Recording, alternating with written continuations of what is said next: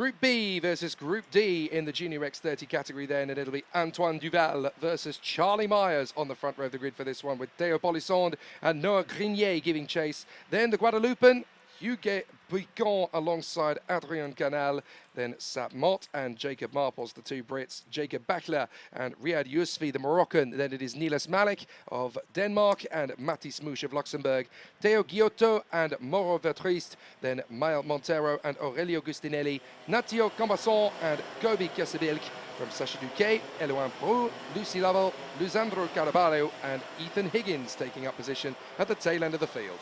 Et les pilotes qui mettent ces gommes comètes à température, évidemment, dans les limites du règlement. Évidemment, gare à ne pas se mettre au tas avec un zigzag éventuellement trop prononcé. Et si je dis ça, c'est que ça s'est déjà vu. Ça s'est déjà vu parfois les pilotes, surtout sur des pistes encore un petit peu glissantes, qui ils vont trop allègrement avec leur coup de volant.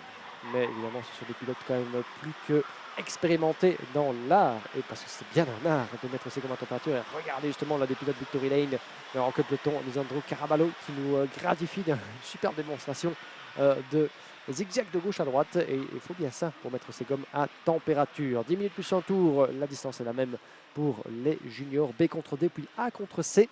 Les deux dernières épreuves de la matinée, chers amis, et puis nous prendrons une pause déjà bien méritée pour toutes les personnes ici, avec la pause de midi jusque sur le coup de 13h45. Le prochain départ, nous serons en live évidemment sur le coup de 13h35. Donc restez bien avec nous pour la suite du programme qui s'annonce tout aussi passionnant et copieux cet après-midi, avec la suite des manches qualificatives jusqu'au super manche de ce soir.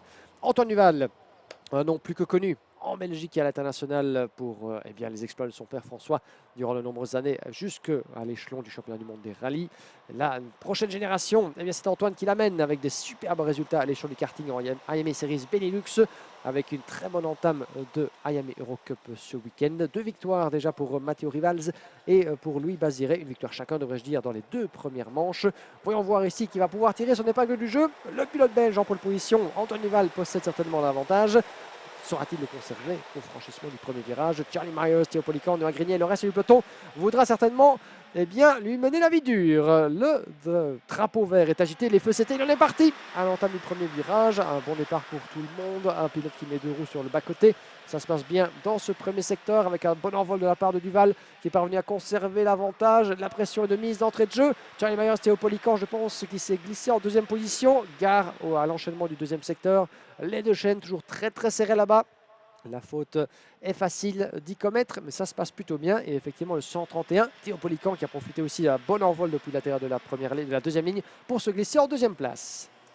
And it's already been a very exciting charge forward from the Junior X30s on the opening lap of Heat 3 for Groups B versus D. Antoine Duval able to hold the position for the time being up front, but there's definitely going to be a hard charge as Théo Polisson, having got into second position, now trying to close back in on the race leader. Don't count out Charlie Myers on the Optima Performance car either. The Kart Republic is going to be charging back and in position. In fact, it is Charlie Myers into second, but for how much longer? There goes Théo Polisson and also Hugues Picon, the Guadeloupean, moving up into third position to the inside line. If he can continue that brilliant run, he has to back down for the moment. So Hugues Picon looking for his chance to work himself back into the top 3 flight.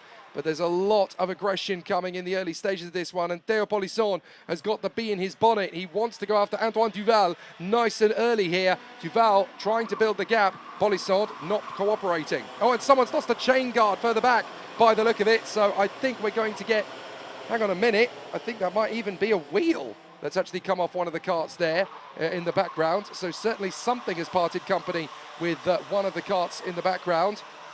So we've definitely had a cart come off the road. It's one of the TB carts. It's Ethan Higgins, I think, that's come off the road, and a wheel parting company with his machine in the second sector. So he's out of the race, unfortunately. Et effectivement, je pense qu'on parlait. Attention, gros accrochage là-bas, juste devant notre cabine, sur la ligne droite de départ et d'arrivée. Ça s'est exclamé jusque dans nos bureaux. Gros accrochage et drapeau jaune sur la ligne droite de départ et d'arrivée, avec plusieurs pilotes impliqués jusqu'au premier virage. Ça a été relativement conséquent comme accrochage à haute vitesse. C'est quelque chose qu'on n'aime jamais voir, évidemment. On essaie de distinguer de qui il s'agit d'ici quelques instants. Je pense que Mathis Mouche et Sacha Duquet semblent être les 2 pilotes encore sur le bas-côté impliqués dans cet accrochage au pied de notre cabine là-bas. En tout cas, ça vient de se passer. et ils ont glissé sur la pelouse jusqu'au point de freinage du virage numéro 1 pour ainsi dire. Un accrochage très impressionnant, on espère sans gravité pour les pilotes impliqués. Only one driver not recovering from that first start line incident then on the third lap, and that was Sacha Duquet.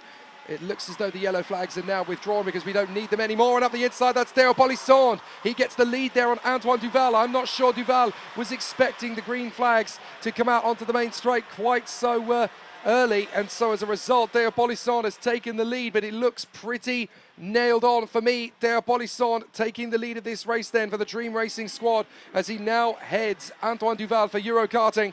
But we did have a rather nasty incident there on the main straight involving Mathis Mouche of Luxembourg, Sacha Duquet of Belgium, and Eloin Prou in the NGT kart.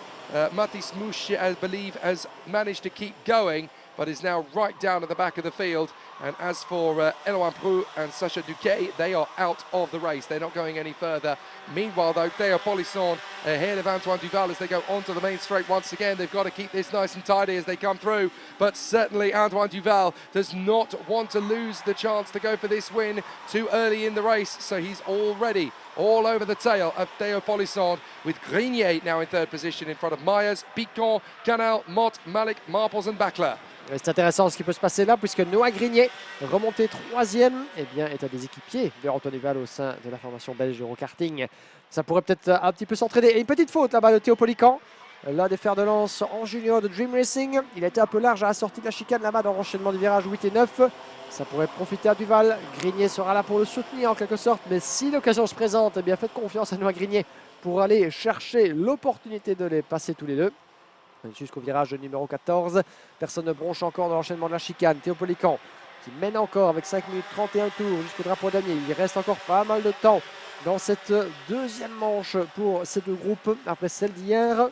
Remportée déjà, on s'en souvient, par Matteo Rivals et aussi par Louis Baziret. Mais pour l'instant, Baziret que nous retrouverons dans la manche suivante en compagnie bien de Matteo Rivals sur côte à côte sur la deuxième ligne de la grille. Ce sera pour tout à l'heure. En attendant, eh bien, un des trois pilotes en tête pour épingler son nom dans la liste des vainqueurs pour la première fois du week-end. Sera-ce Théo Polican, sera-ce Antoine Duval ou Noah Green et Charlie Myers qui revient proche derrière. Le pilote britannique du team Optima Performance, suivi comme son ombre par Hugues Piquion. Les deux pieds d'écart a donné la chasse depuis la 5e place. Suivi un peu plus loin par Adrien Canal. Il y a 7 dixièmes entre les deux.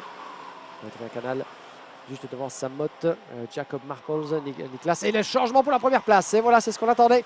Avec Antoine Duval qui plonge à la corde de Théo Polican. C'est bien joué là-bas.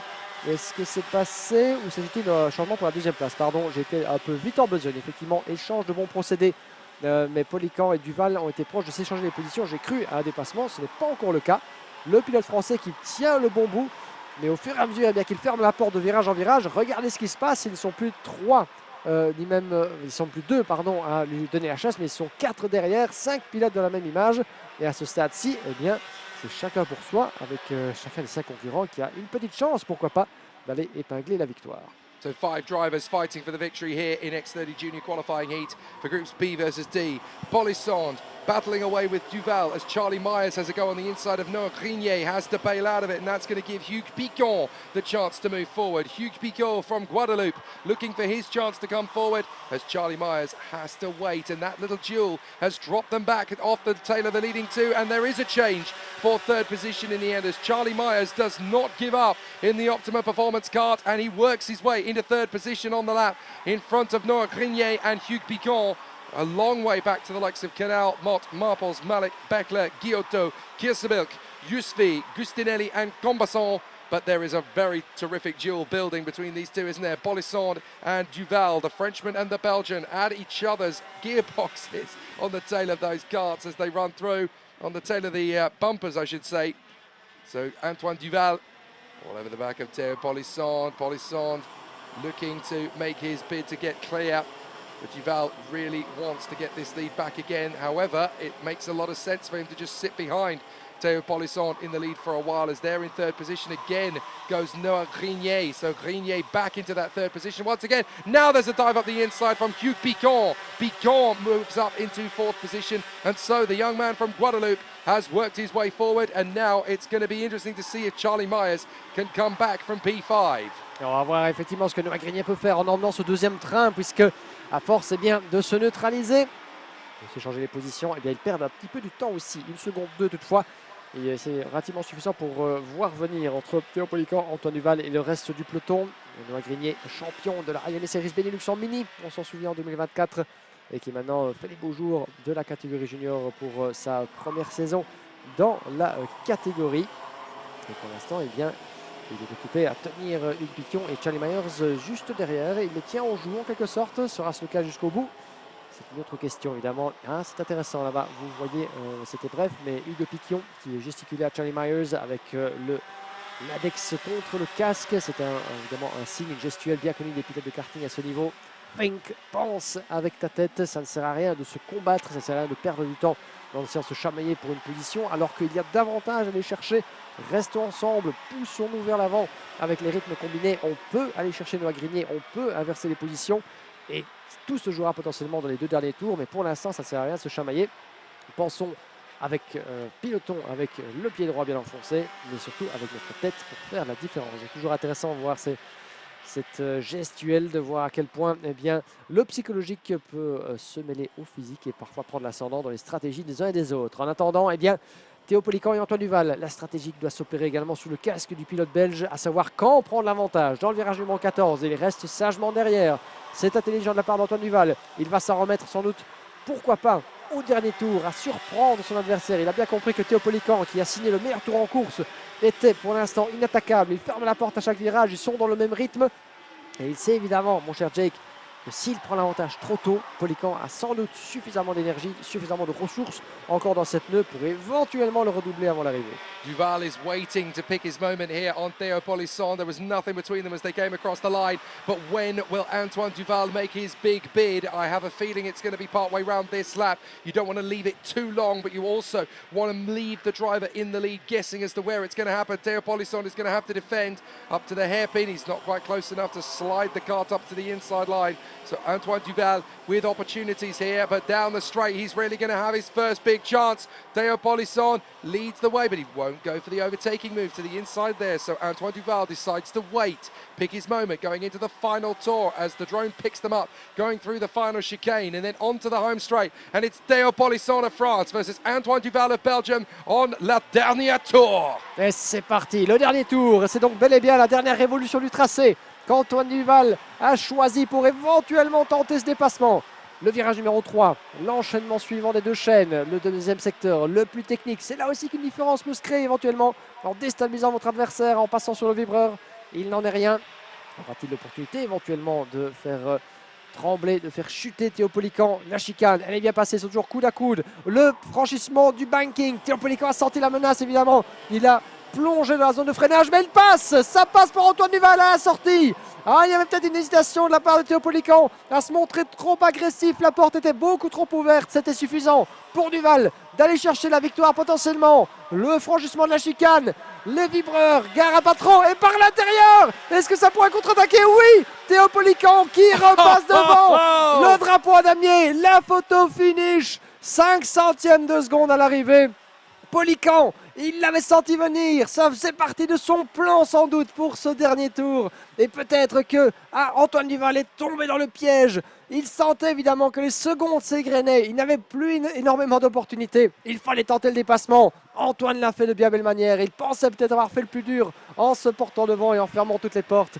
Mais la sortie de la chicane, cette célèbre chicane qui permet tant de dépassement, qui permet à tant d'espoir parfois d'être ruiné juste à quelques mètres du drapeau. Et bien Théo Polican vient de nous prouver une nouvelle fois, mon cher Jake, qu'une course n'est jamais terminée avant l'abaissement du drapeau à damier. never give up until the finish line as Théo Policon manages to come through just 59 thousandths of a second ahead of Antoine Duval. Charlie Myers third in front of Hugh Piquant and Noah Grenier, and then Sam Mott, Adrian Ganal, Jacob Marples and Niels Malek, then Theo Guillotot and Jacob Beckler from Gobi Kiesebilk and Aurelio Gustinelli, Riyad Yusfi and Mel Montero, and then Mauro Vertrist in front of Lisandro Caraballo and Nateo Combacon. Then it is Lucy Lovell in front of Mathis Mouche, and then the retirements, Sacha Duquet, Eloin Brou and Ethan Higgins, who lost the wheel on the very first rotation. But what a tough race battle that was from Théo Policon. Gained the lead, lost the lead, and then stole it back again all in the final lap, timing his overtake on the final corner to absolute perfection. It's as though we had a chain guard come off during the course of that race somewhere along the line as well. Not entirely sure where that has happened, but certainly a big difficulty. One or two of the drivers then may need an investigation post-race, as certainly something has come off the. That actually looks like a neck brace. Somebody's neck brace has come off there, so I'm not entirely sure what has happened there, but certainly a lot to unpick.